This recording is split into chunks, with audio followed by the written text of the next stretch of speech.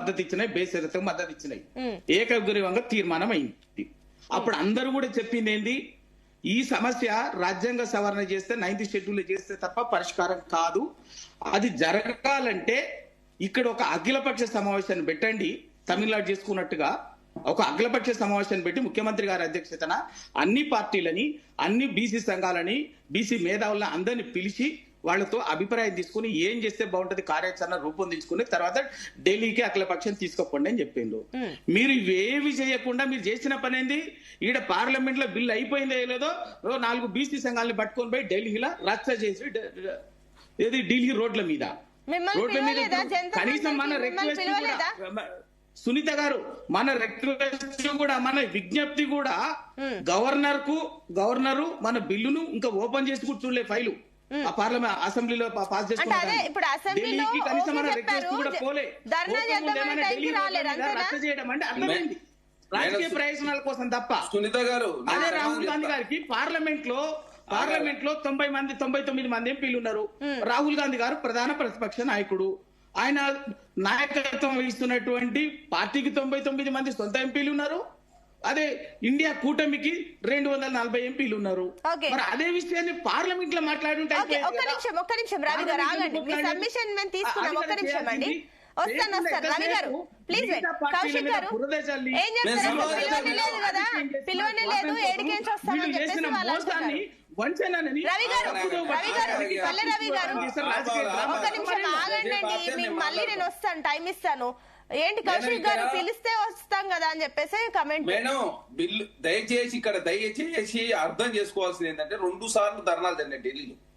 First sir BC సంఘాలు ఢిల్లీలో బీజేపీని, కాంగ్రెస్ పార్టీ, బీఆర్ఎస్ పార్టీ ఆహ్వానించి అప్పుడు ఇంకా అసెంబ్లీలో బిల్లు పాస్ కాలేదు. దయచేసి మీరు ఒకసారి చెక్ చేసుకోండి. ఆహ్వానిస్తే శ్రీనివాస్ గౌడ్ గారు టికెట్ బుక్ చేసుకొని క్యాన్సిల్ చేసుకుని కేసీఆర్ గారు వద్దని చెప్తే భారతీయ జనతా పార్టీ రాలేదు. తెలంగాణ క్యాబినెట్, తెలంగాణ మంత్రులు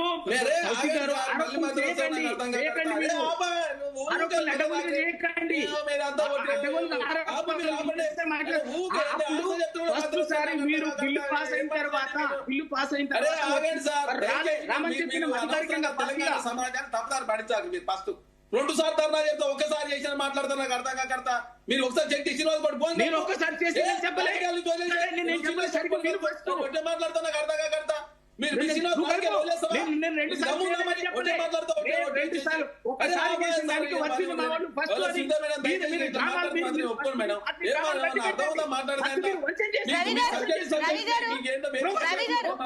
రవి గారు ఒకటి అర్థం చేసుకోవాలి.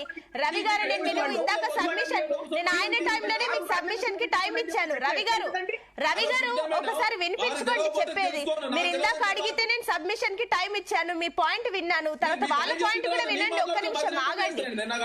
ఎస్ కౌశిక్ గారు మీరు ప్లీజ్ ఈ పాయింట్ చెప్పండి, మళ్ళీ వినోద్ గారి దగ్గరికి వెళ్ళాలి. సునీత మేడం దయచేసి మీరు శ్రీనివాస్ గౌడ్ గారు ఫోన్ కలు రాజు గారు వదిలేస్తా, పిచ్చి పిచ్చిగా మాట్లాడద్దు దయచేసి. మధ్యలో వచ్చి మీరు మేధావులు అన్నట్టు మాట్లాడితే అవుతుంది. బగలోని శ్రీనివాస్ గౌడ్ ఫోన్ కలుపు. శ్రీనివాస్ గౌడ్ గారి నేతృత్వంలో ఢిల్లీ అసెంబ్లీ బిల్లు పాస్ అయిన తర్వాత అయిందా? మీకు తెలియకుండా వచ్చే మాట చదువుకోకుండా చదువుకోండి ఎంతో పోయి మరి వచ్చే ఎందుకని మమ్మల్ని పూలు చేస్తారు. మీరు నోటికి వచ్చినట్టు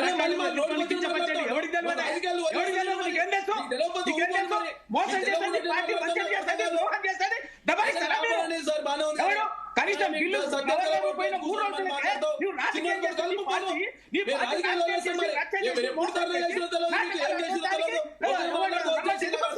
మా పార్టీ విధానం మీరు దయచేసి